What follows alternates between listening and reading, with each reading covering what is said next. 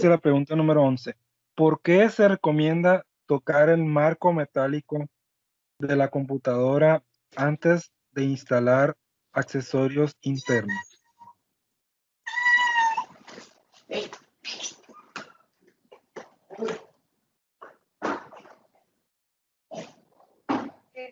O sea, ¿qué es lo que ustedes sugieren a qué se deba esto, esta recomendación?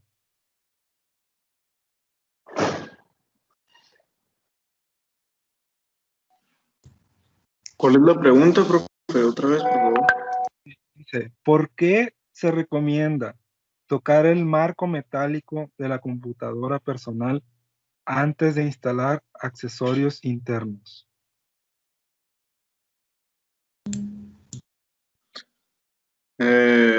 Pues, o sea, se me viene a mí la mente, o sea, ¿es pregunta laboriosa o algo nomás así como que se me venga a la mente?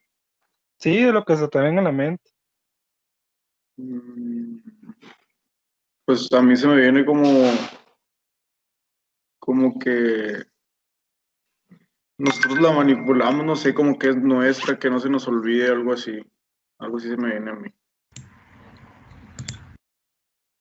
Pues mira, aquí va la respuesta. Eh, voy a, voy a abrir aquí. A ver. Bien. Fíjense, hay algo parecido, pero es con las televisiones de antes. Las televisiones de antes, fíjense cómo eran. Pues tenían un, un aparato aquí que era un acelerador de electrones. Este acelerador o cañón de electrones disparaba electrones a velocidades casi relativistas. Y eso ocurría en un televisor de antes. Entonces, era una especie de tubo evasivo así, con placas metálicas que desprendía un haz de electrones. Entonces, ese haz de electrones pasaba por una serie de anillos de difracción. Entonces, lo que hacían estos anillos era desviar las trayectorias y generar un barrido de líneas en la pantalla. Entonces, sumado a esto, estaban unos imanes aquí a los lados, donde estos imanes, digamos que desviaban la trayectoria ya sea de arriba hacia abajo. Entonces, aquí había todo esto estaba montado como una especie de cono, así, donde aquí estaba la pantalla. Y todo este dispositivo se llama cinescopio. Así era la electrónica de antes, ¿no? Entonces, el haz de electrones, salía un electrón y se desviaba para acá. Y de ahí comenzaba a hacer un barrido de líneas hasta que terminaba en la parte inferior de la pantalla. Entonces, al momento de golpear eh, la pantalla, aquí había fósforo. La pantalla estaba recubierta con fósforo P. Entonces, al momento de chocar, el electrón chocaba con altas energías y producía luminiscencia. Entonces, al momento de golpear, prendía el píxel y se iluminaba de cierto color dependiendo de la energía del electrón.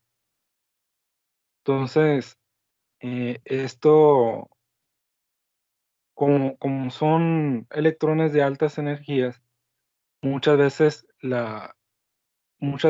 se llenaba de carga todo el cinescopio. O sea, al momento de usar la televisión, se llenaba de cargas negativas por todos lados, ¿no? Residuales de todo esto. Entonces, toda la carga neta tenía alrededor de 3000 voltios de potencial electrostático. Entonces, había una especie de seguro en esta parte de aquí, los técnicos en electrónica para poder darle servicio a la televisión necesitaban levantar ese seguro con un desarmador. Entonces, el desarmador se tenía que conectar a tierra. O sea, en la parte metálica se conectaba un cable y se hacía mandar a tierra. Entonces, ¿qué pasaba al hacer eso? Al hacer eso, los electrones que estaban residuales en el cinescopio se conducían a través del desarmador y se descargaban a tierra. Entonces ya era seguro abrir el cinescopio para darle mantenimiento. De lo contrario, si tocas el cinescopio, o sea, abres la carcasa de plástico y tocas el cinescopio, lo que iba a pasar, ibas a recibir una descarga de 3000 voltios, que inclusive podría, podría empujar tu cuerpo hacia el otro extremo, ¿no? Y era una descarga muy dolorosa. No te mataba la descarga porque el amperaje era muy bajo. O sea, la gente piensa que lo que te mata es el voltaje, pero no, es el amperaje. El amperaje es lo que te mata, pues, ¿no? Entonces, esto es, por eso se tiene que hacer, pues, ¿no? Si hay cargas residuales en la computadora, al momento de hacer esto, estamos descargando. Y pues no vamos a comparar la computadora con una televisión, ¿no? La televisión se tiene que descargar de esta manera porque es mucho el potencial que trae ahí. En cambio, en la computadora no tanto, ¿no? Luego dice la pregunta número 12. Se dice que una varilla aislada porta carga eléctrica. ¿Cómo podría verificarse esto y determinar el signo de la carga? Dice que tenemos una varilla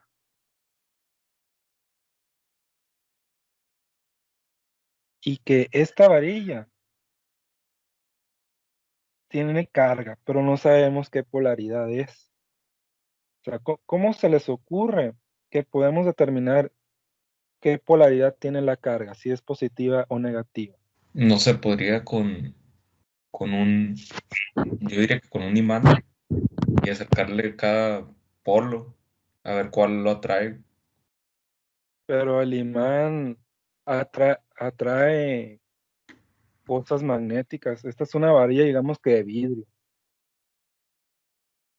O sea, no, es un material paramagnético, pues no tiene magnetismo.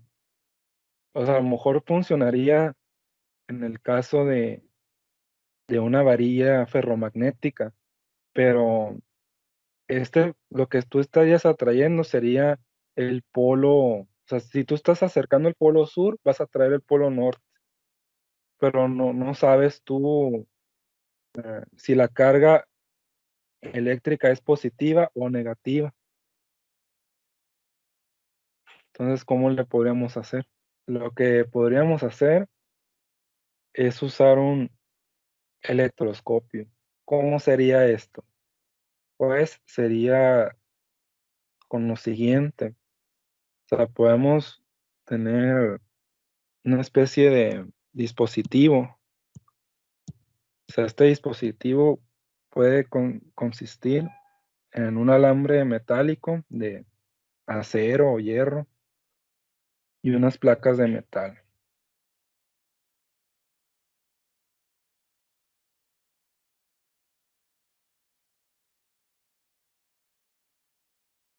Entonces, ¿cuál es el propósito de esto?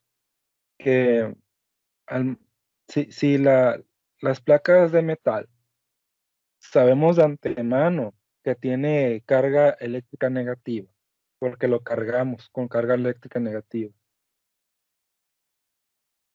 haciendo pasar electricidad por ahí. ya sabemos que tiene la carga eléctrica negativa. Entonces, digamos que tiene aquí algo de un frasco, ¿no? Un frasco de vidrio para pues, poderlo manipular, ¿no? Sin afectar las cargas. Entonces, al momento de acercarlo, si la vara tuviese carga positiva, eh,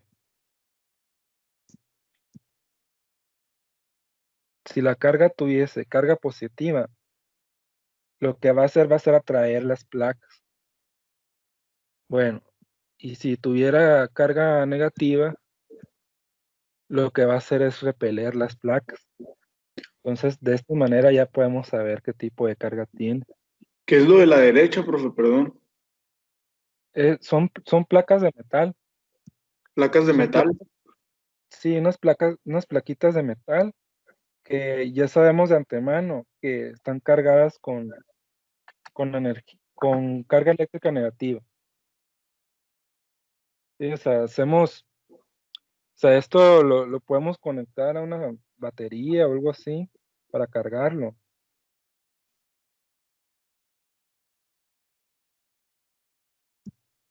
Y al momento, o sea, ya que lo cargamos un ratito y luego la quitamos, ¿no? Entonces van a almacenar cierta carga, ¿no? Más que nada si son placas de metal que son eh, paralelas, almacenan carga, porque las placas de metal que son paralelas se le conoce como capacitor, un capacitor de placas paralelas. Entonces ahí en este tipo de dispositivos los electrones cruzan, se genera un campo eléctrico homogéneo en el interior y este dispositivo almacena carga, es un capacitor. Y los capacitores los pueden encontrar ahí mismo en los dispositivos. Son unos como tambitos, unos tambitos así, que en las tarjetas de circuitos parece como si fueran edificios. Así los tambitos.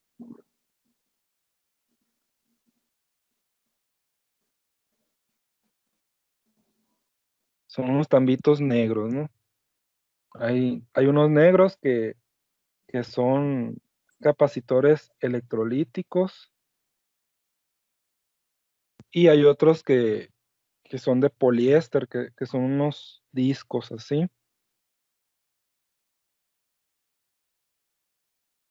Y la diferencia entre los tres es que unos son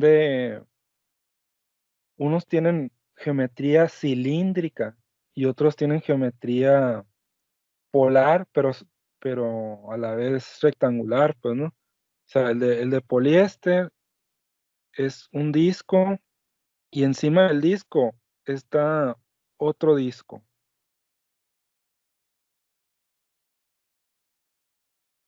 O sea, es un disco sobre otro disco. Es como una quesadilla más bien, porque son dos discos que en el centro tienen un material de poliéster que eso actúa como un dieléctrico y esto hace que la polarización de las moléculas del material almacenen más carga eléctrica que usando el vacío o el aire, ¿sí? O sea, en este que está aquí hay aire en el interior, pero en el de poliéster, tenemos un material dieléctrico que aumenta la eficiencia de almacenar cargas. Y en electrolítico, estamos hablando de dos cilindros, un cilindro en el núcleo de metal y un cilindro que lo rodea más grande, ¿sí? Entonces, aquí la geometría mm, juega otro papel importante, porque al momento de resolver este sistema, eh, salen unas funciones que se llaman funciones Bessel. A lo mejor más adelante las vamos a ver si es que alcanza el tiempo. Pero en este tipo de sistemas, las funciones Bessel nos pueden dar mejor rendimiento que unas simples placas paralelas, pues usando esta geometría rectangular. Y además, en el interior se añade un fluido electrolítico aquí que pues aumenta la eficiencia, ¿no? de este proceso. Pero tienen un inconveniente esos, los capacitores electrolíticos, porque tienen polaridad, tienen un polo positivo y tienen un polo negativo. Entonces, si tú los conectas al revés, explotan. Bueno, una pregunta y ya. Profe, Sí. nomás como, entonces, por medio de unas placas de metal, las podemos llenar de carga eléctrica con una batería y a ver si la varilla tiene carga negativa o positiva. Sí, de hecho pueden buscarlo en el YouTube, eh, cómo hacer un electroscopio. Se llama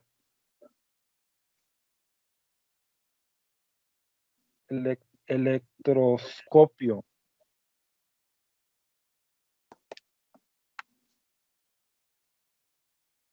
Así, electroscopio. ¿Cómo hacer un electroscopio? Y pues es agarrar un frasco, unas varillas, cable, etcétera, ¿no? Ahí pueden ver el proceso. Incluso no cable eléctrico. Dice la pregunta número 24. Un electrón circula alrededor de un núcleo de helio en un átomo de helio. ¿Qué partículas ejercen la máxima fuerza una sobre la otra? Bueno, vamos a analizar esto que nos dice. En el caso del átomo de helio tenemos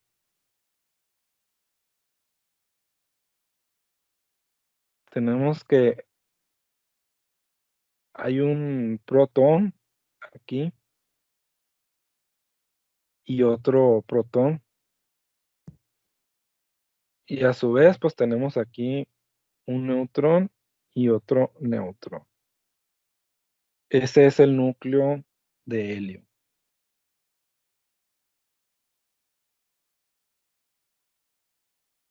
Entonces, dice aquí, un electrón circula alrededor de un núcleo de helio. O sea, un electrón. Entonces, tenemos aquí, digamos que el electrón anda por acá. Bueno, ese electrón, ¿qué fuerzas actúan sobre él? Pues hay una fuerza que es de atracción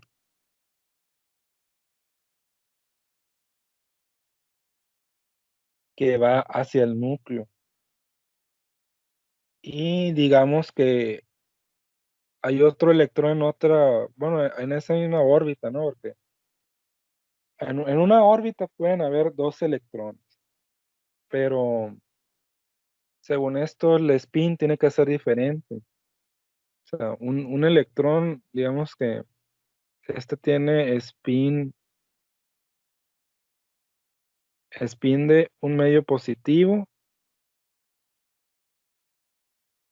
y el otro electrón tiene que tener spin negativo, de menos un medio.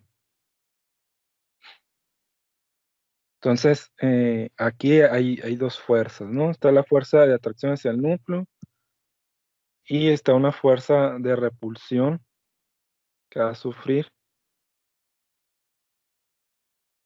por el otro electrón. Entonces, ¿cuál fuerza es mayor? ¿La de repulsión o la de atracción?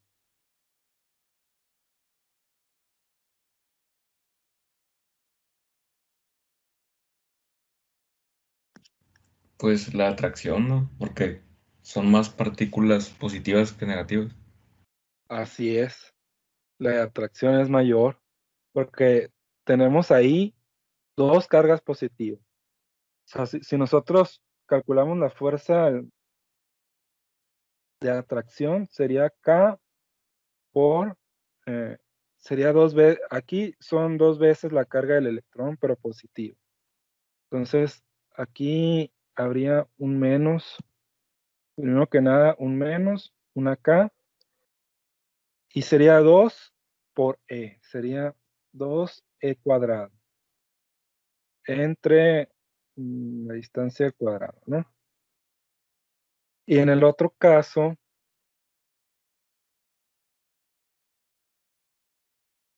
sería menos K por E cuadrada sobre, aquí no es la misma distancia, ¿no? Aquí le vamos a poner X cuadrada. O sea, es una distancia que no sabemos cuál es, porque en sí esa distancia puede ser que el electrón esté acá, o puede ser que esté acá, o acá, ¿no? O incluso puede que esté para acá y lo esté empujando hacia el... No, no sabemos, no sabemos cómo está aquí el caso. De hecho, por eso se le llama burbuja electrónica, porque no sabemos en qué lugar va a estar el electrón o los electrones.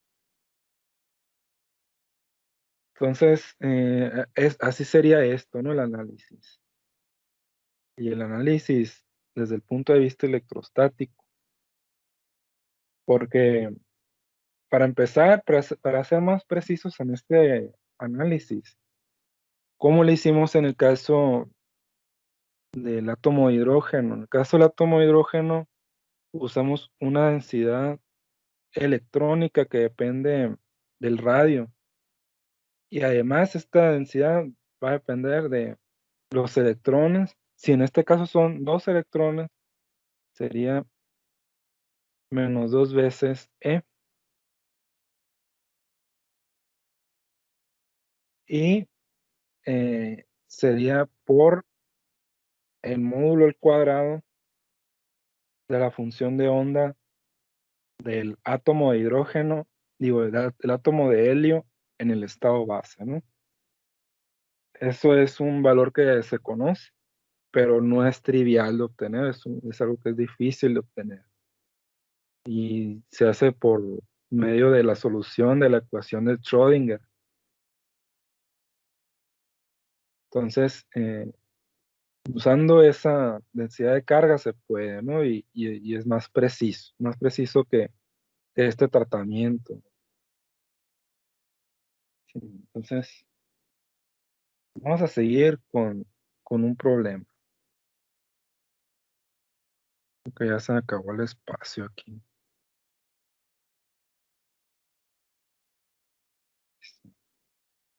Muy bien, entonces dice aquí el primer problema. En el golpe de vuelta de un rayo típico, una corriente de 2.5 por 10 a la 4, voy a poner aquí, número 1,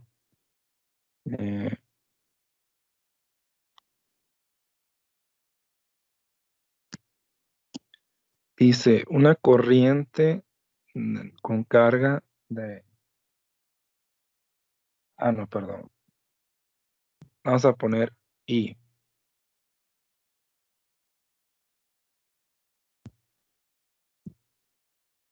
mayúscula, una corriente de carga 2.5 por 10 a la 4 coulombs por segundo. Este de la corriente fluye durante 20 microsegundos.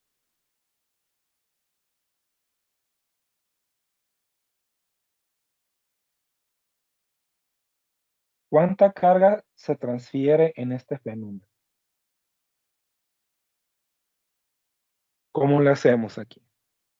Ahí no sería, pues nomás multiplicar la corriente por el tiempo para cancelar Sí, los segundos. sí, es nomás multiplicar, porque la corriente es carga sobre tiempo. Entonces, Pues simplemente multiplicamos, ¿no? Sería 2.5 por 10 a la 4. Todo esto por 2 por 10 a la menos 5. Entonces, esto nos va a dar 0.25. Ahí está. Y ya. No, perdón. Ahí está. Sí, porque 2 por 2.5, 5. 5 por 10 a la menos 1, que es 0.5. Ahí está. Muy bien. Ahí está. Entonces es sencillo eso. Ese fue el primero. Luego dice el número 2. ¿Cuál ha de ser la distancia entre una carga puntual Q1,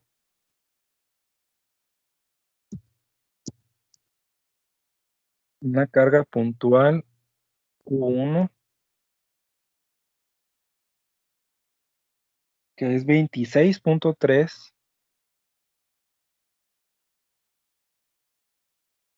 microcoulombs, y otra de menos 47.1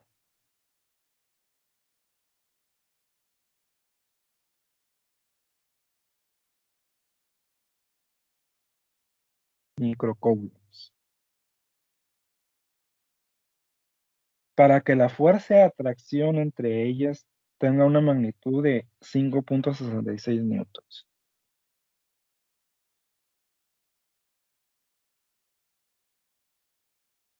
Ahí está. ¿Cómo le hacemos aquí?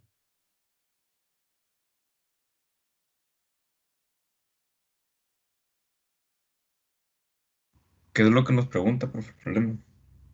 Sí, encontrar la distancia. Pues es un despeje de la fórmula de Coulomb, ¿no? Así es, de esta fórmula, ¿no?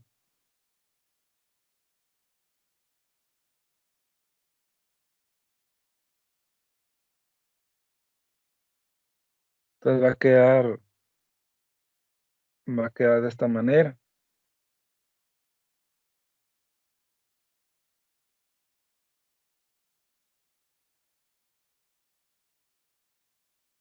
Así.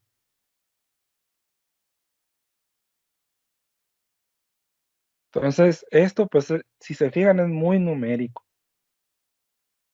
Ya al llegar aquí, ya hemos resuelto el problema.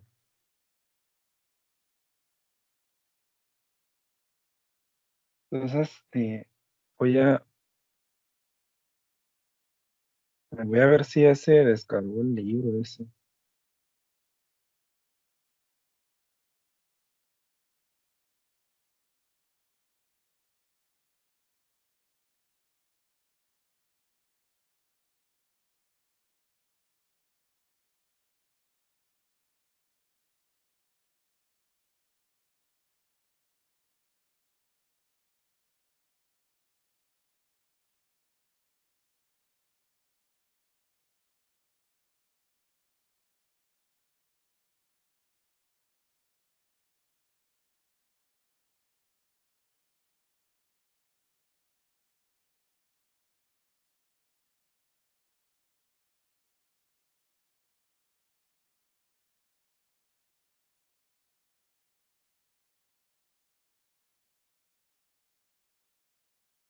Ok, aquí estamos.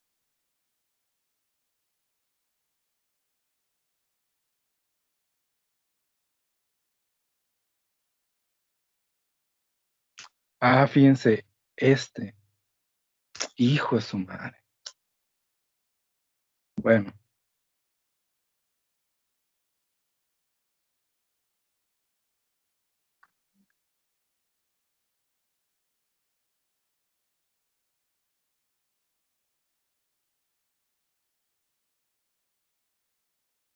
Ahí está.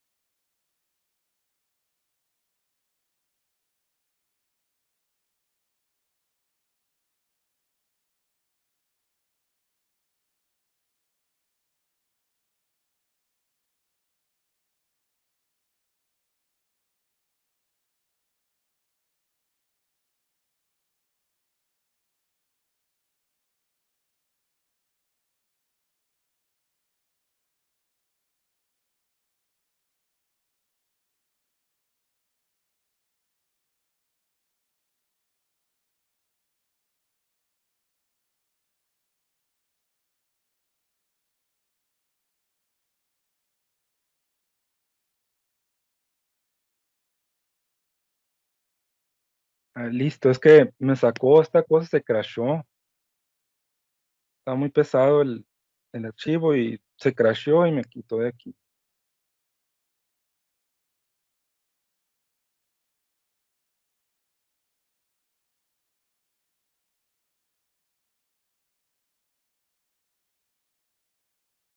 Bueno, voy a seguir con el libro en físico mejor.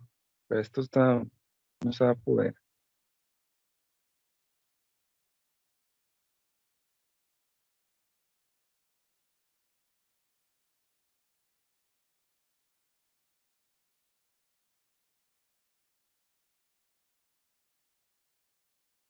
Muy bien.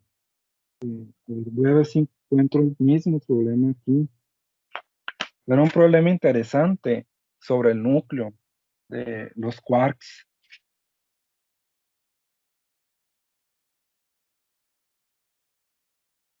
Fíjense, dice así, es el problema número 25.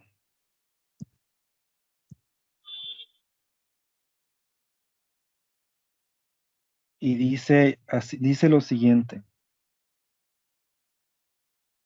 Se cree que el neutrón se compone de un quark up de carga 2 tercios de la carga del electrón y dos quarks down con carga de -1/3 la carga del electrón cada uno. O sea, es decir, que el quark up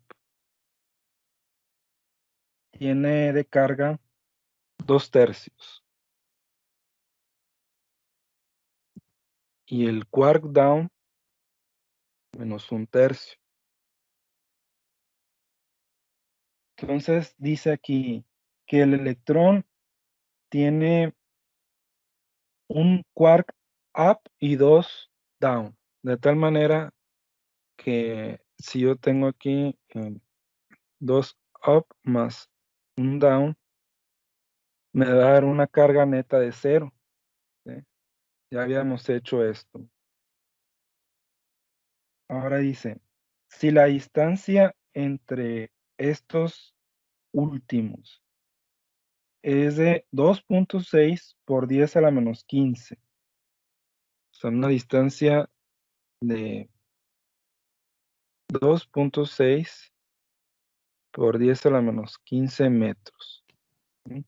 Profe, ¿no sería al revés? ¿Dos down y un up? 2 down. Ah, sí, perdón. Lo que les dije es para el caso del protón.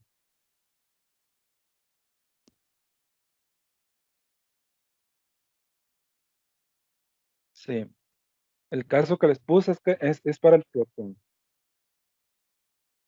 Entonces tenemos esto, ¿no? Muy bien. Y la distancia de 2.6 por 10 a la menos 15 dentro del neutrón.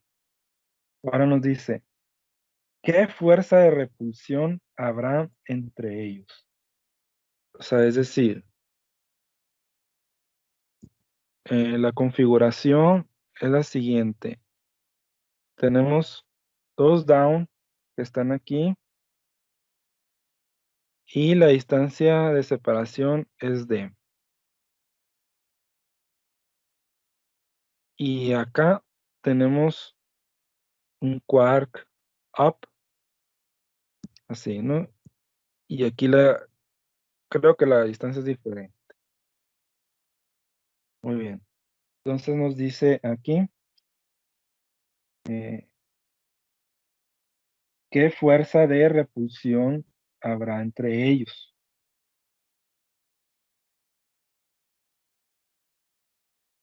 Bueno, para encontrar la fuerza de repulsión, pues es sencillo, ¿no? La fuerza va a ser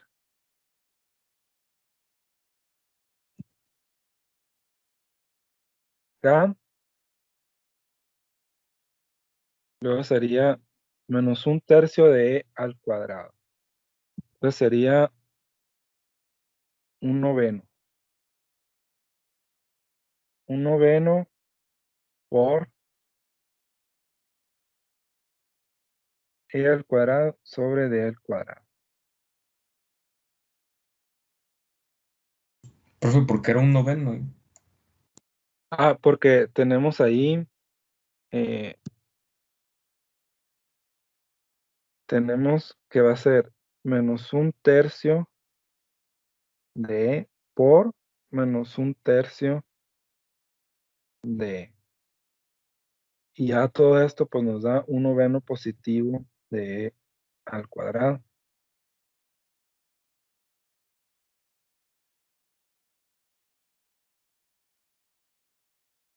Entonces esa es la fuerza de repulsión que hay en un quark, ¿no? Entonces esto pues se puede calcular, le podemos meter número ahí.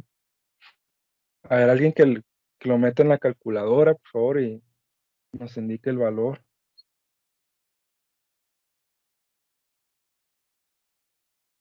O sea, recuerden que la K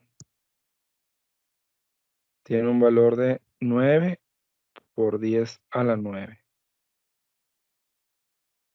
Serían newtons por metro cuadrado sobre coulomb al cuadrado.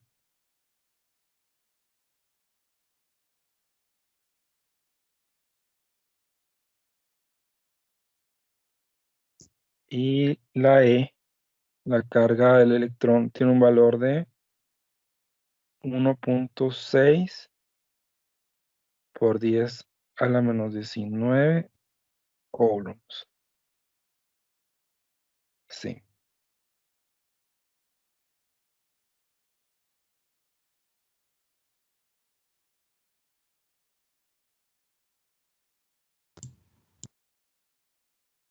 No sé si lo puse bien, pero me dio 61.538.46. 61.548. 38. Ah, 38.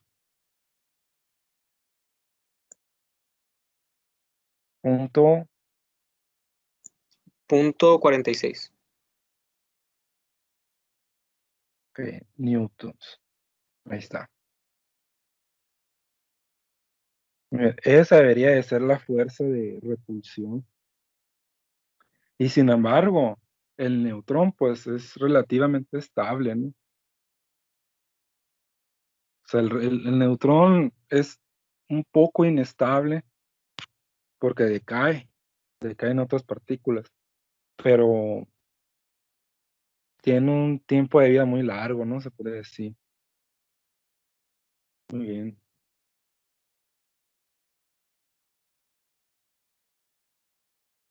Entonces, pues eso es el problema este. Voy a buscar otro. A ver, voy a buscar de la sección de problemas que están un poco más difíciles. Porque estos ejercicios son más numéricos.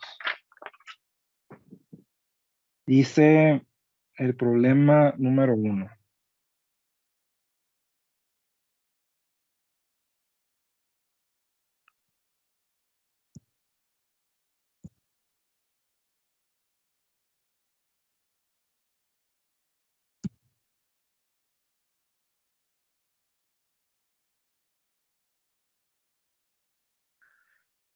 Dice, dos esferas conductoras idénticas con cargas de signo opuesto se atraen entre sí con una fuerza de 0.108 newtons. Cuando las separa una distancia de 50 centímetros. O sea, es decir, tenemos dos bolas de metal con cargas de signo opuesto. O sea, una positiva y la otra negativa. Y se atraen entre sí con una fuerza de 0.108 newtons.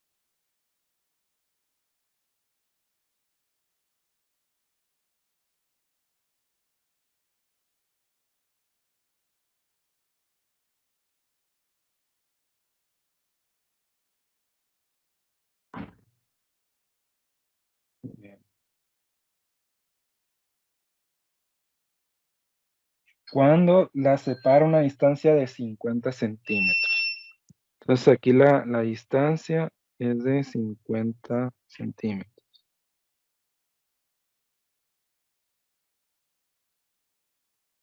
Luego, de repente, las conecta un alambre conductor delgado que después se quita.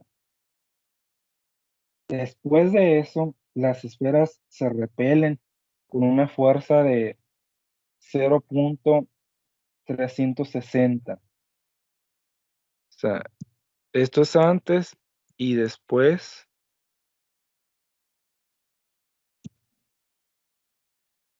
Estas mismas esferas son unidas por un alambre conductor que después se quita.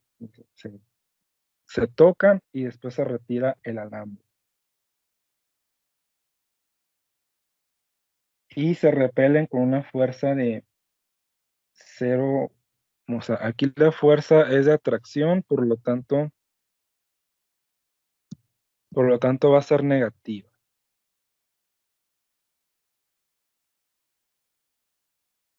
Y aquí la fuerza va a ser de repulsión, por lo tanto va a ser positivo, de 0.036.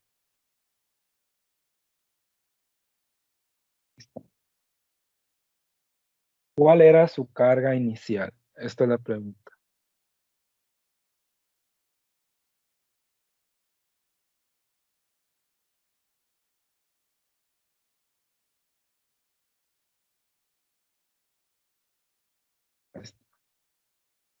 Un poco difícil ¿no? Que ya hay que razonar un poco más.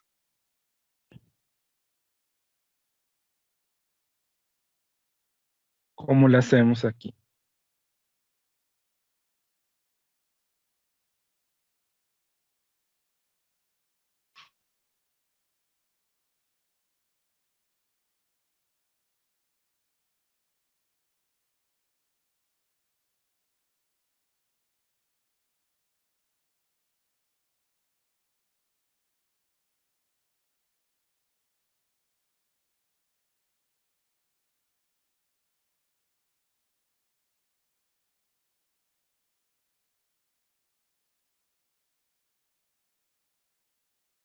Fíjense, vamos a hacer esto. Lo único que no nos dicen es el producto de las cargas al comienzo, pero eso lo podemos obtener. O sea, tenemos que la fuerza va a ser K, el producto de las cargas entre la distancia al cuadrado. Pero lo que aquí podemos despejar es el producto de las cargas. Entonces vamos a tener que el producto de las cargas va a ser igual a fuerza por distancia al cuadrado entre K.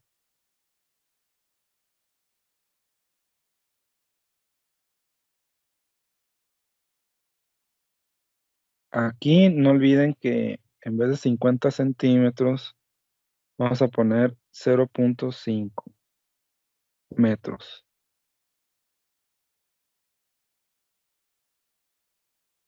Entonces, alguien aquí que nos ayude con los cálculos para encontrar el producto de las cargas.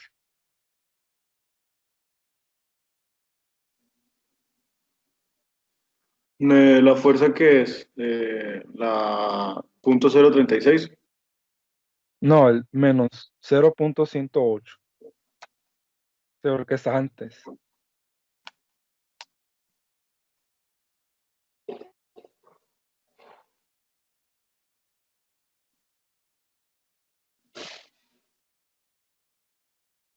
Me dio menos 3 por 10 a las 12. A la menos 12.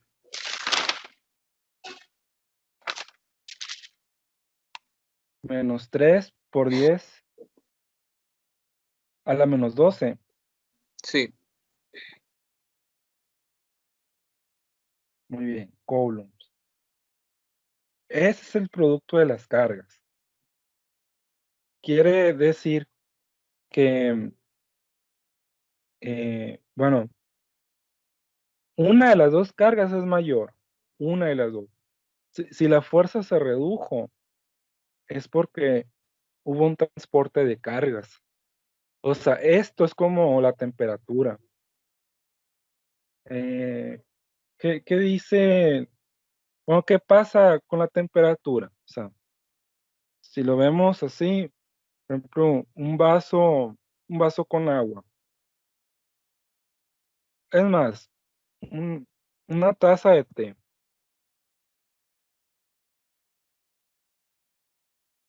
Una taza de té que pues tiene té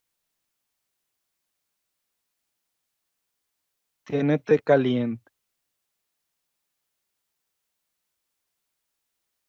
Y le agregamos unos cubitos de hielo. Le agregamos unos cubitos de hielo. ¿Qué es lo que pasa ahí? O sea, lo que van a hacer los cubitos de hielo van a entrar en contacto térmico con el té caliente. Entonces, el té caliente le va a transferir calor al hielo y el hielo va a elevar su temperatura y va a comenzar a derretirse. O sea, el hielo va a permanecer en 0 grados hasta que sea agua completamente. Ya que ocurrió el cambio de fase, el agua va a seguir absorbiendo calor hasta subir su temperatura. Entonces, conforme el té caliente comienza a perder calor, su temperatura va bajando. Entonces, va a llegar un punto en que el té caliente ya va a dejar de transferir calor al hielo. Entonces, esto se conoce como equilibrio térmico, porque los dos van a llegar a una misma temperatura de equilibrio. Eso es en la termodinámica. Entonces, lo mismo pasa aquí. O sea, al momento de conectar las dos esferas, una le va a transferir carga eléctrica a la otra, de tal manera que las dos van a tener la misma carga. No se sabe cuál, pero es una carga de equilibrio. Entonces, aquí mismo vamos a sacar el producto, vamos a hacer lo mismo, pero ahora alguien que lo haga con con este valor que está aquí. el 0.036.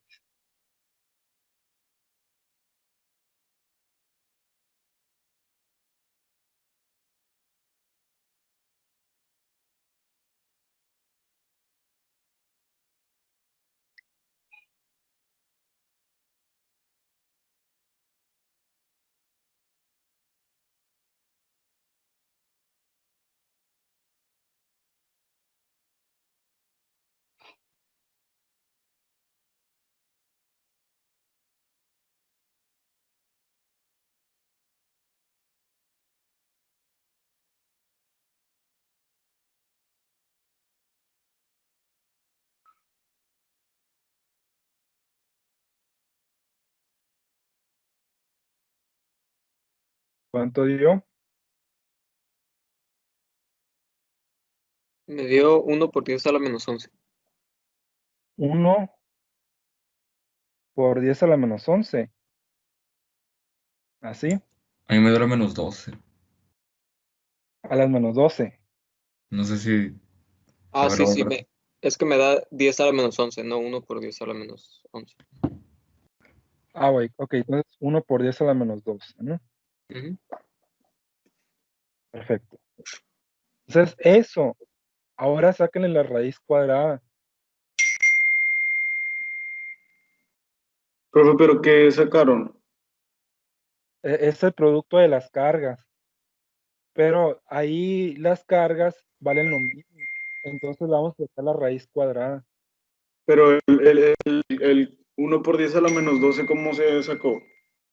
Ah, de aquí, de esta fórmula, de ese despeje. De Ah, ahí, sí, ahí vas a poner 0.036 por el 0.5 al cuadrado entre el 9 por 10 a la 9. ok. ¿Y la T abajo de la carga 2, qué significa? Ah, carga total. Sí, porque los dos van a tener la misma carga total, las dos esferas. Entonces, como es la misma, el producto va a ser al cuadrado. Vamos a sacar la raíz cuadrada del 1 por 10 a la menos 12. Ok, perfecto. Gracias. Me dio 1 por 10 a la menos 6.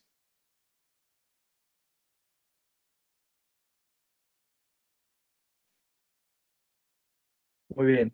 Pues eso es la carga de equilibrio. Esa es la carga de equilibrio, supuestamente. Eh, Aquí miren, si una es mayor que la otra, van a estar transfiriéndose carga hasta llegar a ser UT, 1 por 10 a la menos 6 coulomb. Pero aquí es positivo. Entonces, si salió positivo, quiere decir que la carga más es la mayor. Si aquí hubiese salido negativo, significa que la carga menos es la mayor, es la que da. ¿Quién es la que da y quién es la que recibe? Como en el caso del T, pues aquí la temperatura va a salir mayor, porque como son hielitos, los hielitos reciben el calor. En cambio, si fuese al revés, si tuviéramos un bloque de hielo gigante, es más, si tuviéramos un raspado y a este raspado le echamos poquito, le echamos un shot de café expreso, es más, un cafriz. A este cafriz le echamos un shot de café expreso caliente. Entonces, aquí el café expreso, pues sí, le va a transferir el calor al cafriz, pero el cafriz sigue siendo pues hielo, ¿no? A 0 grados. Entonces no le hizo nada, no le hizo nada al cafriz. O sea, sí se va a alcanzar a derretir un poco, pero toda la mezcla está en equilibrio térmico con 0 grados porque se tiene que derretir por completo el cafriz para que, ya que al estar en fase líquida, va a comenzar a subir su temperatura. ¿sí? Cuando en termodinámica, cuando una masa está en transición de fase, está a la misma temperatura. Por ejemplo, cuando están hirviendo agua, esa agua está a 100 grados centígrados exactamente. No puede subir ni bajar. Y cuando tienen hielo, el hielo está a 0 grados. No va a cambiar su temperatura hasta que el hielo esté completamente derretido. Entonces así funciona esto, ¿no? En los cambios de fase. Muy bien, entonces aquí esta es la carga QT. Y en teoría, pues aquí el producto, bueno, aquí tenemos que Q1 más Q2 pues debe ser igual al QT. Pero, bueno, igual al QT que es igual a 1 por 10 a la menos 6 coulombs. Y a su vez sabemos que el producto de las cargas pues es igual a menos 3 por 10 a la menos 12. Menos 3 por 10 a la menos 12 coulombs. El producto, ¿no? Entonces vamos a despejar una. Vamos a despejar Q1. Q1 va a ser menos 3 por 10 a la menos 12 coulombs entre Q2. Ahora vamos a sustituir esto en la primera, en esta ecuación, la 1. Entonces vamos a tener, Profe, hay una puntita rápida nomás. sí, Ya ve que el producto de las cargas es menos 3 por 10 menos a la menos 12. ¿No sería coulombs cuadrados? sí, perdón. Serían coulombs cuadrados, sí, tienes razón. Porque es el producto de las cargas. Aquí abajo también, coulombs cuadrados, y aquí arriba. Ahí está. Muy bien. Aquí también. Listo. Entonces, sería esto más Q2. Y esto sería igual al 1 por 10 a la menos 6.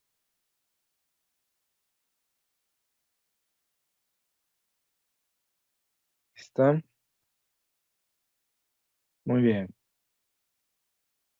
Entonces, aquí vamos a tener, a ver, factor común, Q2. O bien, multiplicamos todo por Q2. Vamos a tener menos 3 por 10 a la menos 12 coulombs cuadrados más Q2 al cuadrado igual a 1 por 10 a la menos 6 coulombs. No, Q2, perdón. Entonces, ese lo vamos a pasar restando y vamos a tener una cuadrática.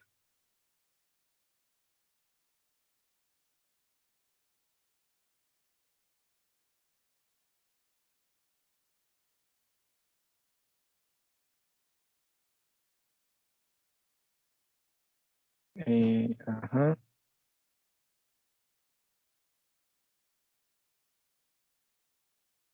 Muy bien, tenemos una cuadrática donde la A vale 1, la B vale menos 1 por 10 a la menos 6 y la C vale menos 3 por 10 a la menos 12 con los cuadrados. Muy bien, entonces todo eso lo vamos a meter en la fórmula general, donde Q2 va a ser igual A menos B más menos raíz B cuadrada menos 4AC sobre 2A. Donde vamos a sustituir y vamos a tener menos 1/2 por 10 a la menos 6 coulombs. Luego, más menos 1/2 de la raíz de B cuadrada. Ay, aquí me equivoqué. B cuadrada. Pero, a ver, ¿cuánto es 1 por 10 a la menos 6 al cuadrado? Pues es 1 por 10 a la menos 12, ¿no? Entonces sería B cuadrada. Profe, la Uno, B del principio, el menos 1/2 por 10 a la 6. Como es sí, menos B, no se hace positivo. se hace positivo, sí es. Ajá, queda. Ah, el menos B, sí. Este, ¿no? Este se hace positivo. Sí, Sí, tienes razón. Este se hace positivo. Ujú. Y queda 1 por 10 a la menos 12 menos 4AC. 3 por 4, 12.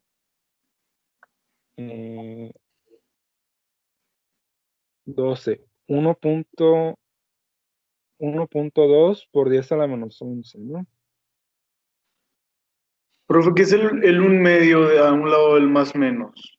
O sea, ¿de dónde salió? El 1/2 sale de dividir B sobre 2A. Ah, ok. B Ok, sobre ok. 2A. Sí, entonces queda 1 entre 2 porque A vale 1. Sí. Entonces aquí es menos 12, ¿no? Menos 12. A ver, bien, bien. C vale esto. Menos 12. Ah, pero dijimos que puede ser menos 1.2 por 10 a la menos. Ah, no, no, no. No estaba bien. Menos 12. Ah, menos 12. Para que aquí esté a la menos 12 también.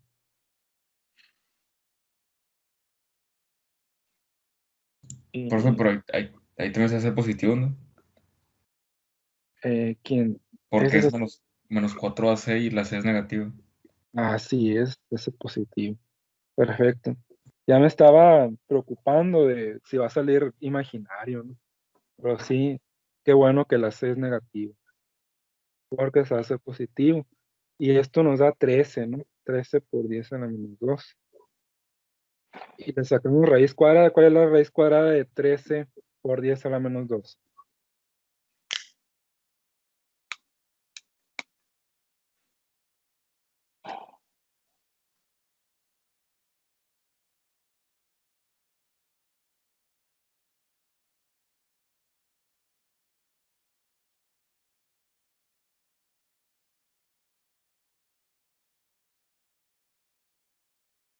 El 13 por 10 a la menos 2 es raíz cuadrada y luego entre 2. Para ya quitar el 1/2 de una vez.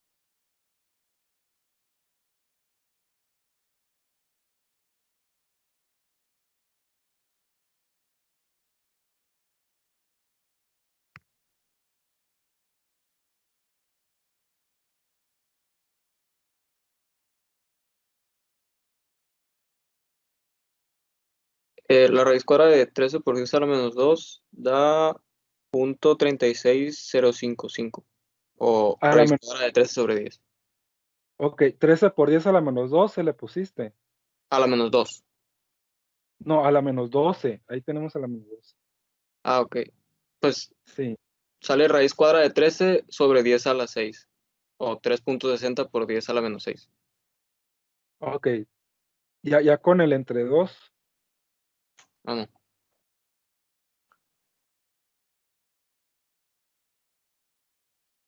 Dividido entre 2 da 1.80 por 10 a la menos 6. Muy bien. 1.80 por 10 a la menos 6, ¿verdad? Sí. Ahí está. Muy bien. Entonces, tenemos aquí que el Q2, pueden haber dos Q2. Puede ser el caso en que Q2 sea con el signo más, sería un 2.3.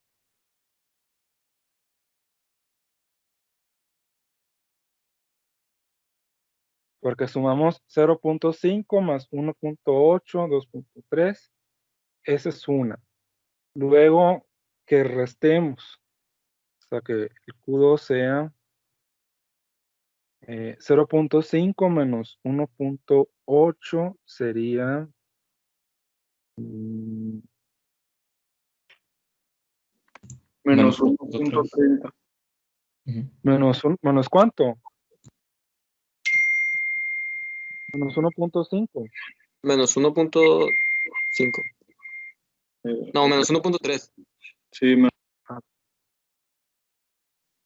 Menos 1.3 por 10 a la menos 6 cubo.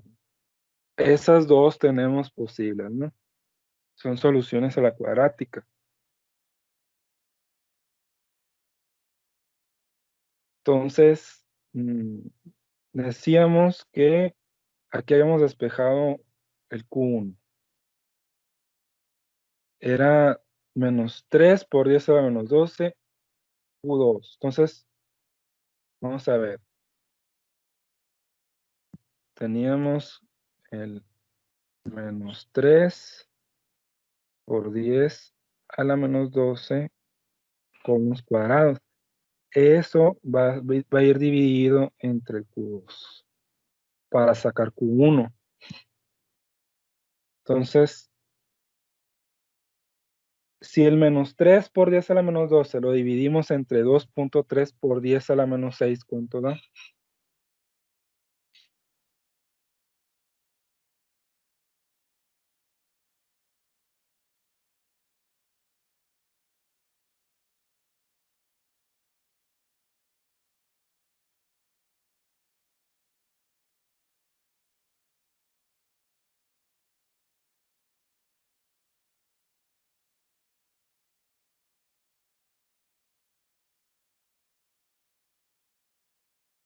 Me dio 2.30 por 10 a la menos 6.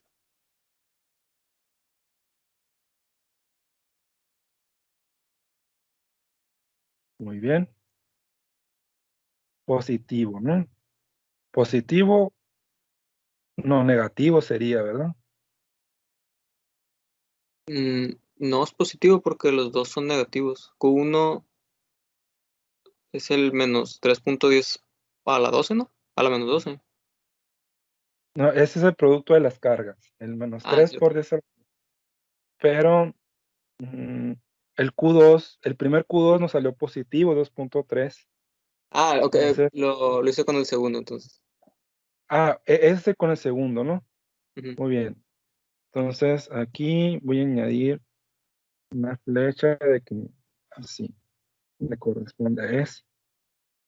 Y con este sería, a ver, ahora con el otro,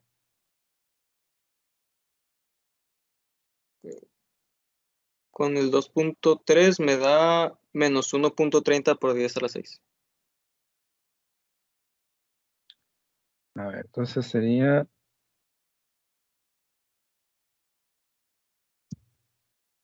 menos 1.30 por 10 a la menos 6, ¿verdad? Sí. Ahí está, entonces fíjense esto qué interesante está, porque cambia. O sea, si lo hacemos con el primero, Q2 que sea 2.3, el Q1 sale menos 1.3 y viceversa. Entonces, no importa cuál elijamos, nos va a dar el mismo.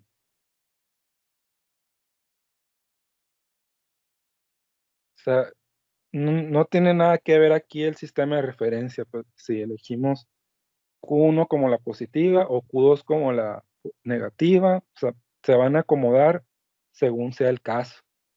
Y es lo grandioso aquí de las matemáticas, pues, que desde un punto de vista imparcial nos dice todas las propiedades del sistema, ¿no? En este caso las cargas, cómo deben de ser, y la simetría que hay entre ellas.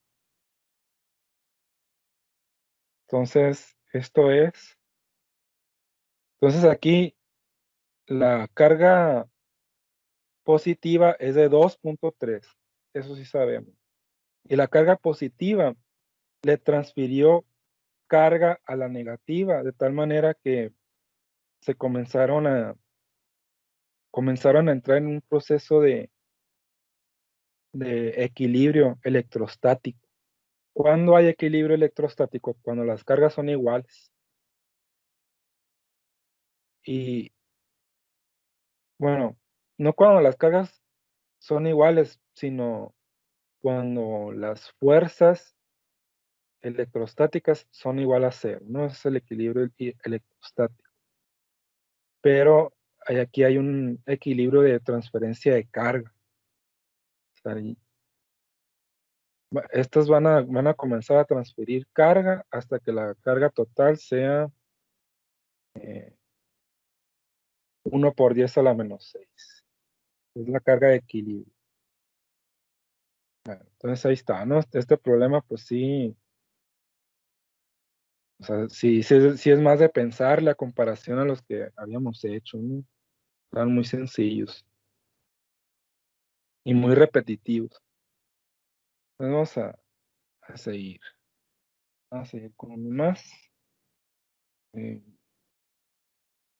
Aquí hay otro interesante. Dice, calcule el periodo de oscilación de una partícula de carga positiva más Q desplazada del punto medio y que se desplaza en la línea que une las dos cargas más Q en el problema 8. Hace referencia al problema 8, vamos a tener que resolver primero el problema 8. Bueno, dice el problema número 8. Dos cargas positivas más Q se sostienen fijas y separadas por una distancia d. Una partícula de carga negativa menos Q y de masa m se coloca a la mitad entre ellas. Bueno, entonces dice aquí el problema número 8. Dos cargas positivas más Q se sostienen fijas separadas por una distancia d. Entonces tenemos aquí una carga más Q y otra carga más Q.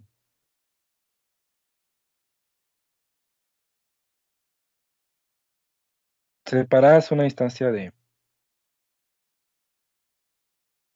Muy bien, entonces aquí va a estar esto así. Una distancia d. Una partícula de carga negativa menos Q y de masa m se coloca a la mitad de distancia entre ellos. Y luego se le imprime un pequeño desplazamiento perpendicular a la línea que los une, liberándolas después. Demuestre que la partícula describe un movimiento armónico simple de periodo, donde el periodo es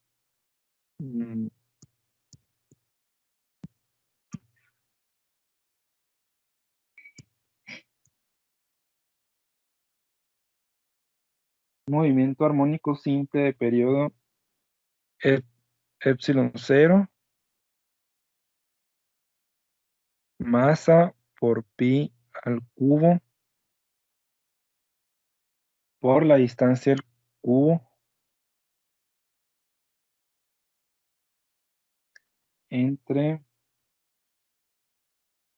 Q por Q. Perdón, es que esta Q es otra Q diferente. Vamos a llamar Q mayúscula. Y ahí dentro, a mitad de camino, va una carga que tiene carga Q.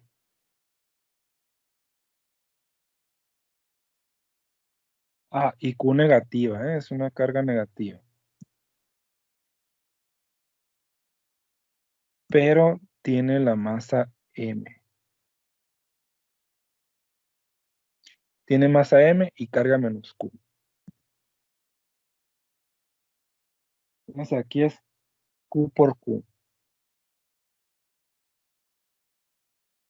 Y todo esto es raíz a la 1/2. Todo eso. Eso tenemos que demostrar, que ese es el periodo de oscilación. Que esto va a oscilar como si fuera una especie de guitarra. O sea, como si la partícula de repente estuviera aquí y de repente estuviera aquí oscilando en esas direcciones.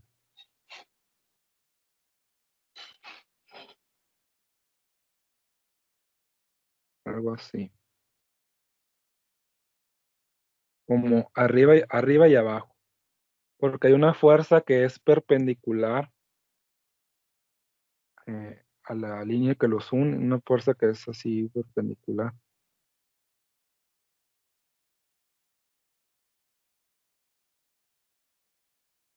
Una fuerza que se le imprime, ¿no? a la partícula.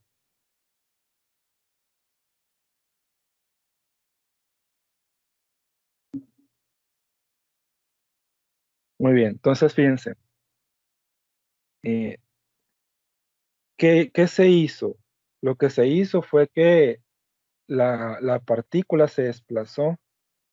Estaba aquí la carga Q, la otra carga Q, y la carga menos Q simplemente se desplazó desde el centro hasta una distancia para acá. Y no dice cuánto fue el desplazamiento. Dice que solamente un desplazamiento es todo.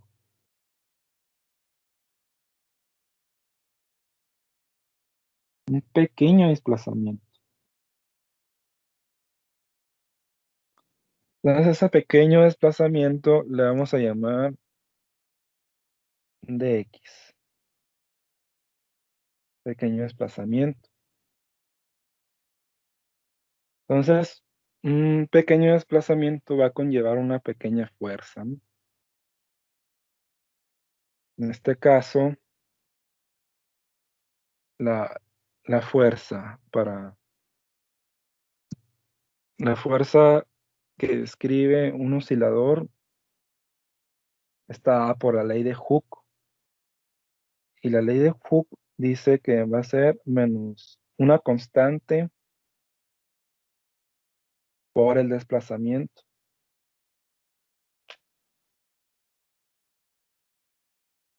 Entonces, si aplicamos un pequeño desplazamiento, pues el diferencial de fuerzas va a ser menos la constante por el desplazamiento.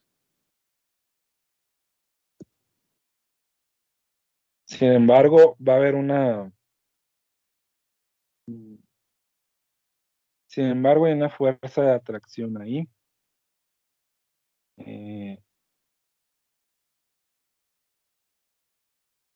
Sí, va a haber una fuerza de atracción.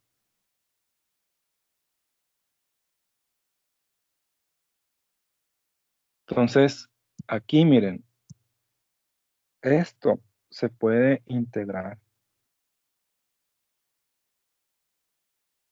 Se puede integrar de tal manera que se va a integrar desde F0 hasta F. Y desde 0 hasta X. Y vamos a tener aquí F menos F0 va a ser igual a menos C por X. Por el pequeño desplazamiento, ¿no? Entonces, ¿quién es F y quién es F0? Pues F0 sería la fuerza en el punto de equilibrio. Sería cuando la partícula está en el centro. Y F sería cuando está pues, desplazada, ¿no? La distancia X. Entonces aquí el problema va a ser sobre qué se puede hacer cuando está a la distancia X. Vamos a ver.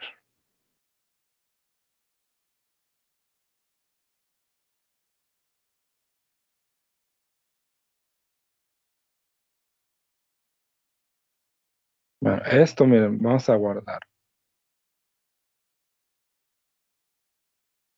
Vamos a guardarlo y vamos a ver cómo es el periodo en un péndulo, ¿no? En la ley de Hooke, cómo es el periodo.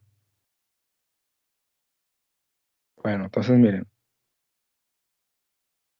si estudiamos esto,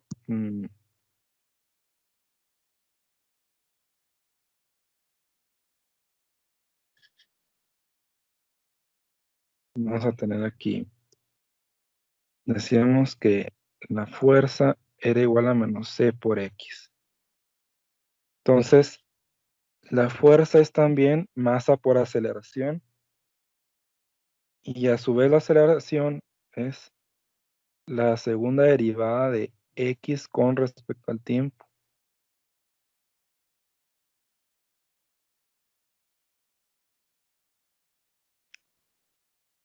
Entonces, esto, si dividimos todo entre m, vamos a tener la segunda derivada con respecto al tiempo de menos c entre m por x. Bueno, ahora, lo que está a la derecha lo pasamos a la izquierda. Vamos a tener d cuadrada, ¿sí? Segunda derivada con respecto al tiempo, más c entre m por x, igual a 0. ¿Sí? Entonces, esto se conoce como una ecuación diferencial. Entonces, ¿cómo resolvemos una ecuación diferencial? En este caso es una ecuación diferencial homogénea, porque está todo igualado a 0, y es de orden 2. Quiere decir que es con segunda derivada, término, ¿no? Entonces, vamos a proponer una solución, vamos a proponer como solución lo siguiente.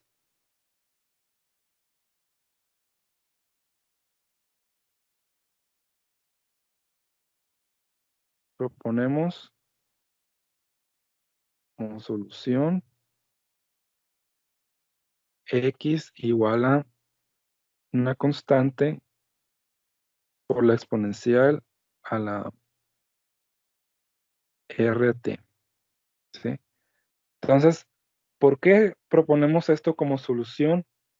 Porque la exponencial, su derivada es ella misma. Entonces, podemos hacer un ajuste, que la constante A y la constante R las podemos ajustar de tal manera que nos da la curva que soluciona la ecuación diferencial. ¿Sí? Es un ajuste de curvas. Por ejemplo, la ecuación de la recta muchas veces se propone también como solución para hacer un ajuste lineal, una regresión lineal. Cuando tenemos unos datos agrupados y estos datos tienen una tendencia en forma de línea recta, proponemos como una solución a la ecuación de la recta. Pero en este caso, esto nos va a describir una curva. Entonces la curva se tiene que ajustar y la mejor manera es con una exponencial, ¿sí? Entonces, como es solución, satisface la ecuación diferencial y tenemos que la segunda derivada, o la primera derivada de la solución. Cuando la derivemos, decíamos que bajamos lo que está dentro, ¿no? En el exponente. Entonces la R va a bajar y va a multiplicar a la A. Vamos a tener A por R, E a la RT. ¿Sí? Entonces la segunda derivada, lo voy a hacer aquí mismo. Cuando saquemos la segunda derivada, nuevamente, aquí abajo nuevamente la R va a bajar y va a multiplicar a la R que ya está y nos va a dar R cuadrada. ¿Sí? Entonces, sustituyendo esto en la ecuación diferencial que está aquí, vamos a tener a R cuadrada e a la RT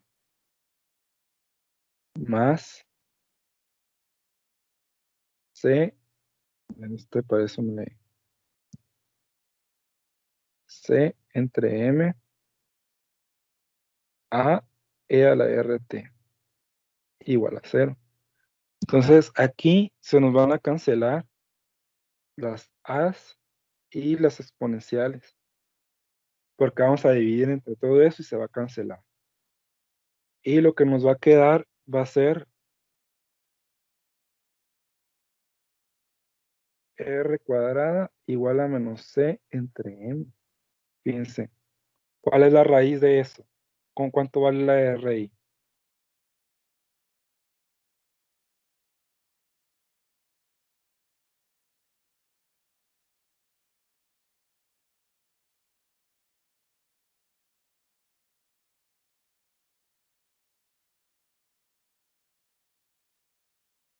¿Qué dijo, profe? No lo entendí. Ah, es un valor ¿Cuánto? imaginario, ¿no? Es un valor imaginario, así es. Es imaginario. Entonces quedan dos valores, queda uno positivo y uno negativo. Raíz de C entre M por I. Son dos valores. Entonces la solución va a ser lo siguiente. O sea, por el teorema de Euler. ¿Qué dice el teorema de Euler? Aquí lo voy a escribir. O identidad de Euler.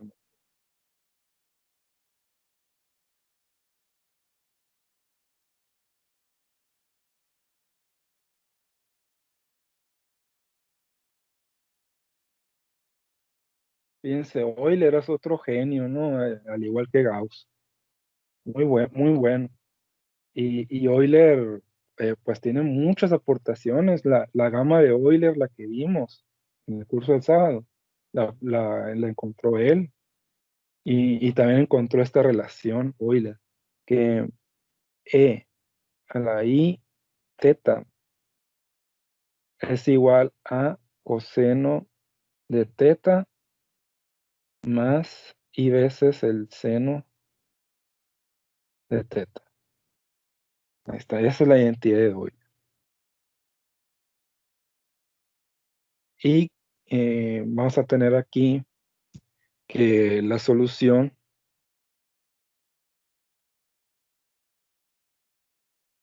va a ser x de t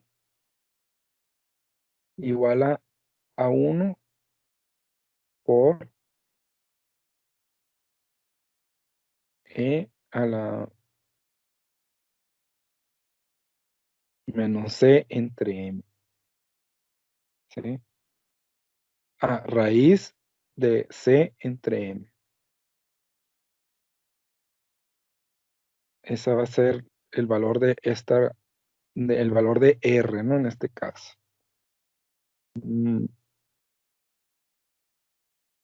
Raíz de C entre M.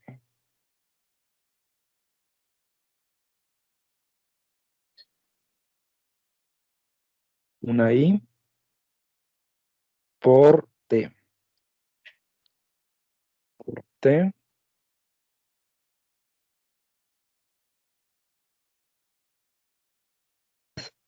A2, lo mismo pero negativo.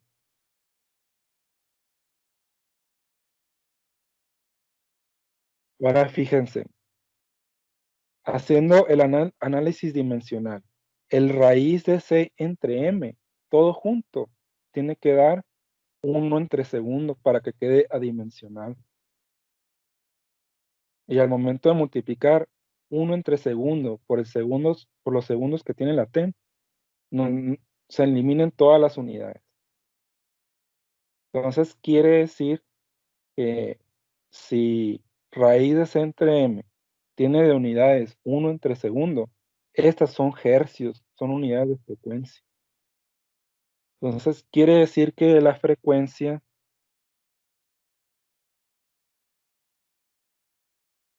va a ser, la frecuencia angular va a ser la raíz de C entre M. Esa va a ser la frecuencia angular, ¿no? Entonces, si sabemos cuál es la frecuencia, también podemos saber cuál va a ser el periodo, ¿no? Porque la frecuencia es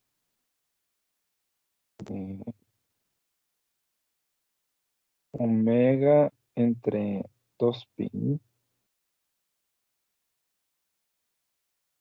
Y a su vez, el periodo tau, o T mayúscula, como quieran ver, va a ser 1 entre la frecuencia, igual a 2pi entre omega.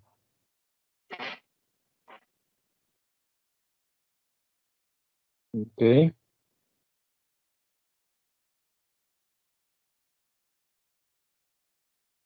Entonces, 2pi entre omega va a ser aquí la frecuencia. Y tenemos que encontrar cuánto vale el omega para al momento de encontrar aquí el periodo, pues nos dé todo esto que está aquí. Muy bien.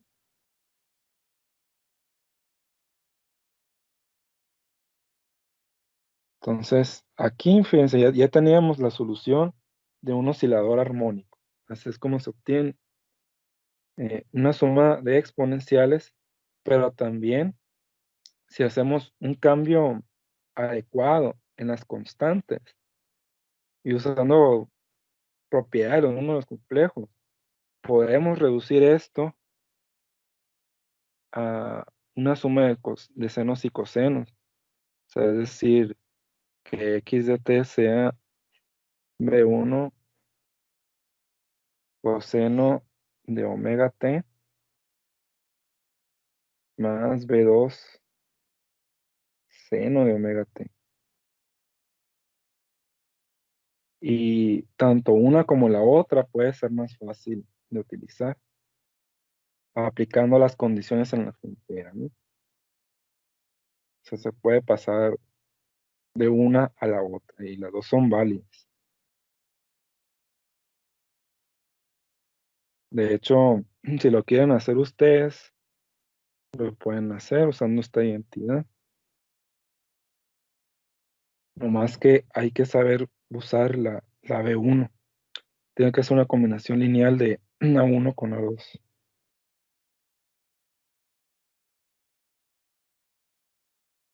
Entonces, hay que encontrar el omega, ¿no? Que es la raíz de C entre M. En el caso de el oscilador. Entonces, la C la tenemos que encontrar. Y ya tenemos aquí el indicio de que hay una raíz. O sea, como la omega es igual a raíz de C entre M, aquí ya tenemos el indicio, ¿no? Es raíz de esto, ¿no? Bueno, pero fíjense, ahí la M está, quién sabe por qué, multiplicando. Ah, sí, sí, es que es el inverso de esto, ¿no? O sea, aquí el tau va a ser 2pi raíz de M entre C. Sí, porque la omega está dividiendo. Entonces se va a invertir la fracción y va a quedar así. Muy bien.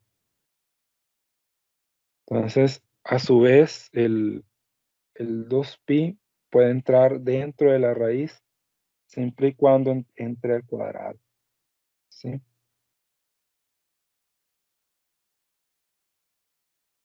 Fíjense. Ya está agarrando forma esto, ¿no?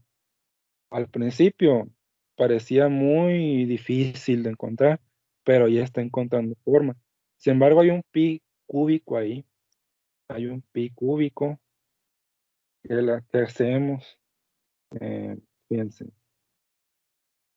Hay que... mm, este que está aquí. En vez de usar el de abajo, vamos a usar el de arriba.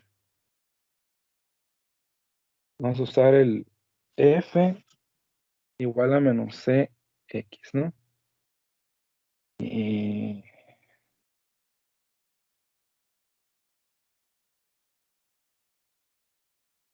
aquí va a ser el problema. Aquí va a ser el problema porque, según el diagrama, hay dos fuerzas de atracciones. Una hacia la izquierda y otra hacia la derecha, con la distancia de medios.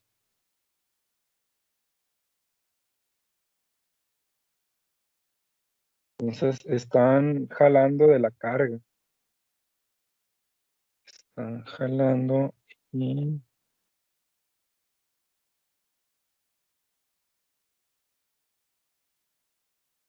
A ver, ¿qué hacemos?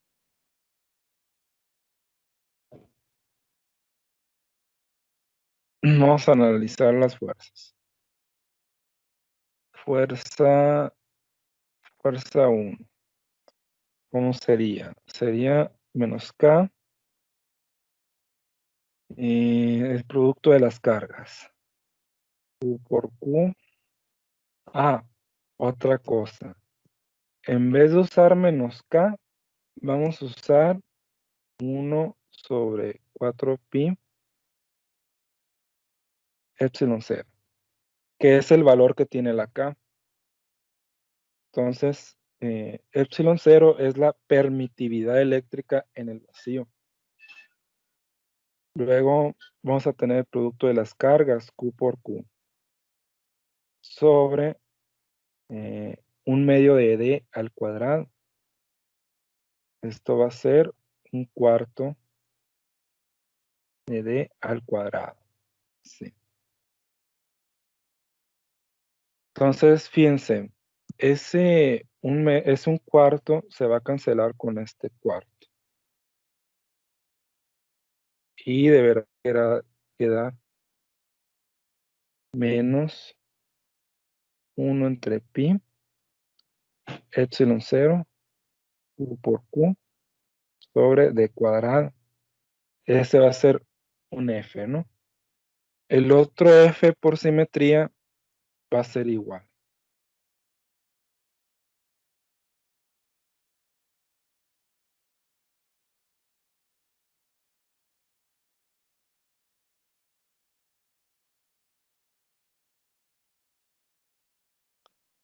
Entonces, si se fijan, hay un equilibrio hidrostático. Digo, electrostático, perdón. ¿Por qué? Porque la suma de las fuerzas es igual a 0. Son iguales. No, perdón, no. son del mismo signo, entonces no se cancelan.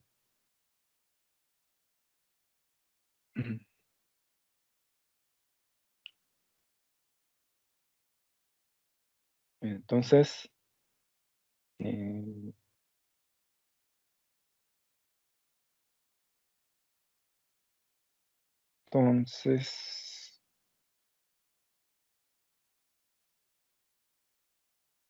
si sacamos la suma, va a haber un 2 ahí.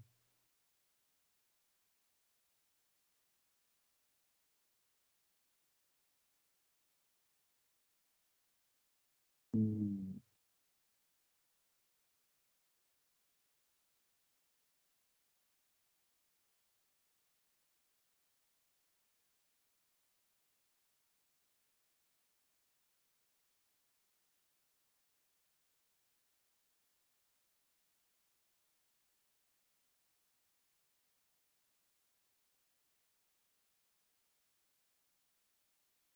Bueno, esto es en el reposo, ¿no?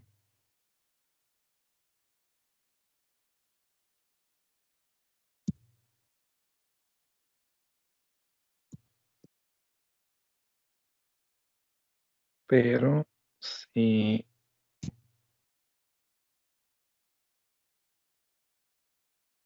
aquí podemos tener la carga,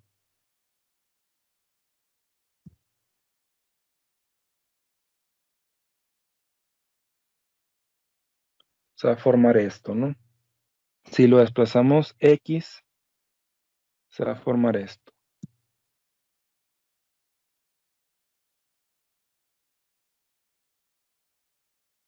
Entonces las fuerzas de atracción van a ir hacia acá.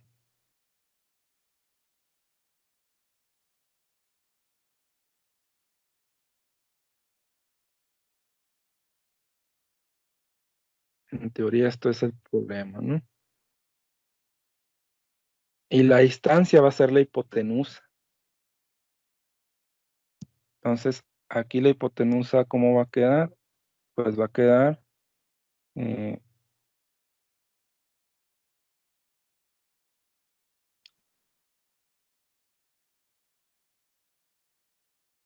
va a quedar así.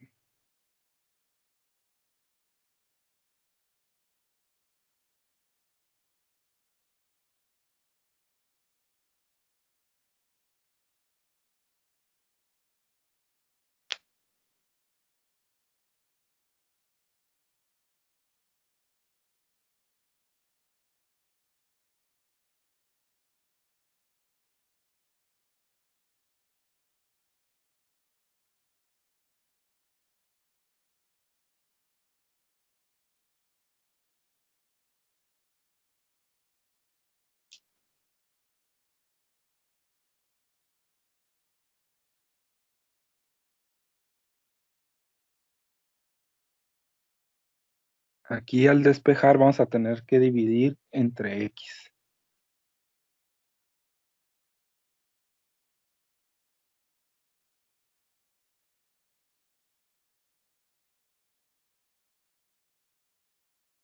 Pero fíjense, estoy notando algo, ¿eh? Si, si en vez de desplazarlo X, si lo desplazáramos una distancia D y la fuerza fuese esto, al momento de dividir va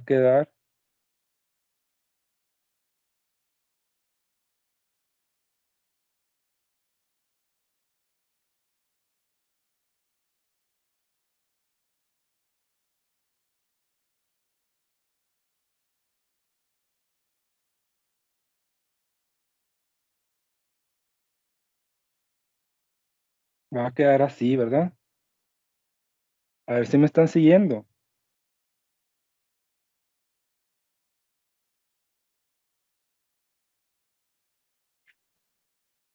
Al hacer eso, está diciendo que la distancia que se mueve verticalmente es la misma que tiene de separación los dos polos positivos. Sí, sí.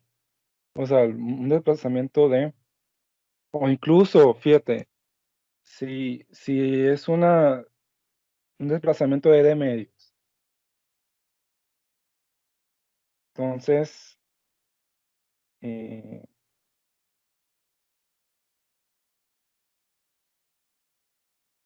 entonces aquí sería un 4, ¿no?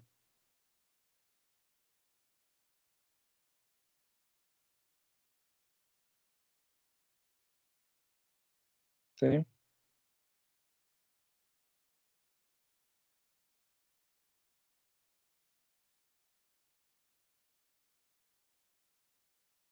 Porque este 2 pues va hacia arriba. Nos quedaría un 4 ahí. Ahora, supuestamente, esto sería C.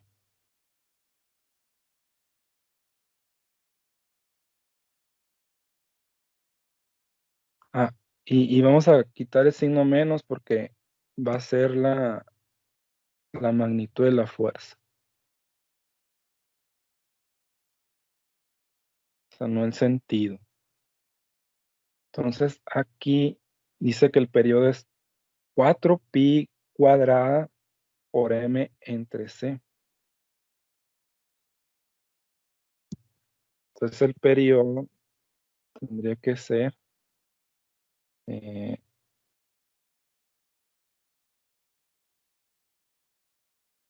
4pi cuadrada por m. Y vamos a poner ahí una fracción. Sería esto al revés. O sea, sería pi epsilon 0 d cúbica arriba. Pi epsilon 0 d cúbica arriba. Y abajo sería 4q por q.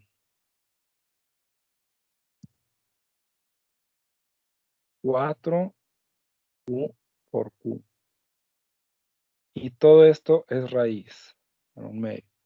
Entonces, ¿quién se va a ir? Se va a ir el 4. Ya está, ¿no? O sea, nos va a quedar que el periodo va a ser pi cúbico epsilon 0 por la masa por la distancia al cubo entre q por q. Todo eso a la un medio. ¿Está? Entonces, queda estrictamente demostrado. Ahí está. Vamos a ver. Está demostrado. ¿Dónde quedó? ¿Dónde quedó? Ahí está. Epsilon 0, masa, pi cúbico, d cúbico. Epsilon 0, masa, pi cúbico, d cúbico. Ahí está, ya quedó demostrado. Sí, sí está algo difícil este, ¿eh? No es cualquier cosa. Entonces, miren, anótenlo, háganlo. Les voy a dejar aquí el resumen para que lo copien. ¿Qué se hizo primero? O sea, en orden, porque aquí hicimos cosas que estaban de más.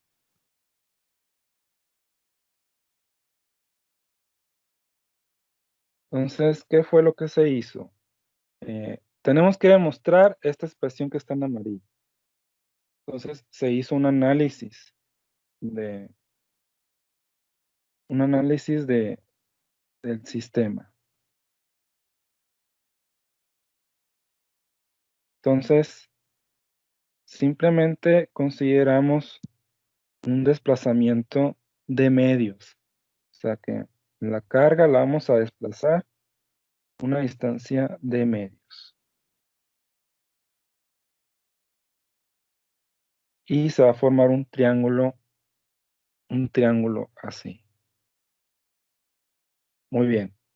Entonces van a haber dos fuerzas. Una fuerza hacia acá y otra fuerza hacia acá. Entonces tenemos que juntar ambas fuerzas.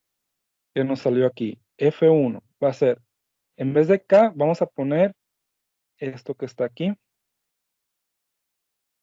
menos 1 sobre 4 pi epsilon 0, Q por Q, entre 1/4 de D cuadrada.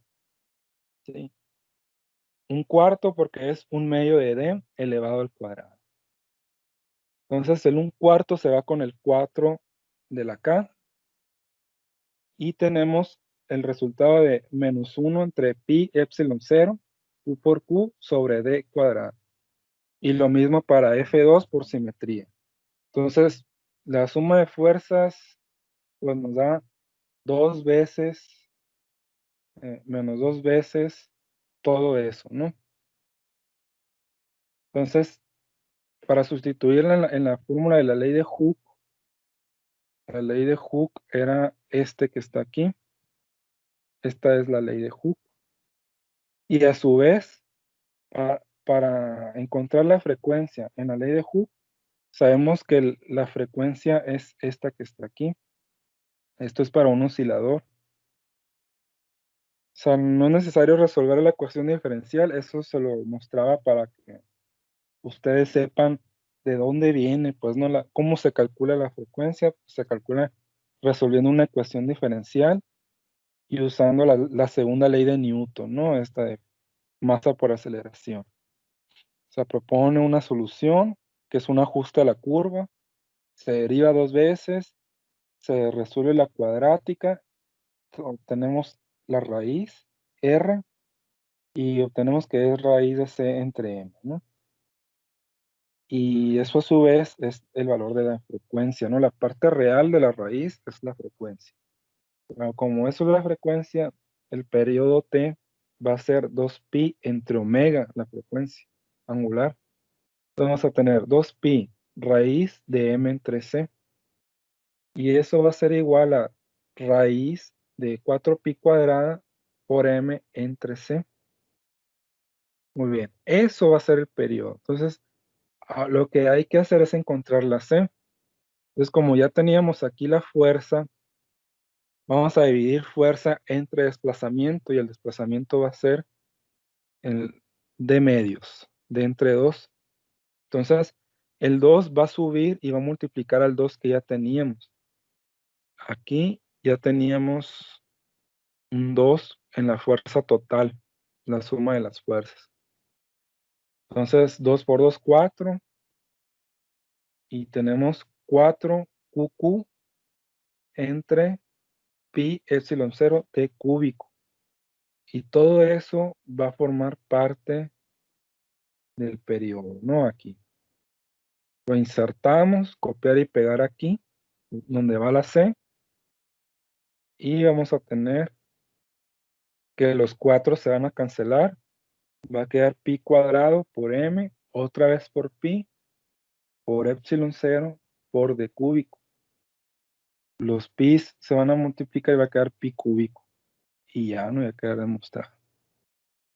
Muy bien, muchachos, hasta aquí la vamos a dejar. Nos vemos el sábado. ¿Tienen más preguntas sobre esto? Antes de cerrar.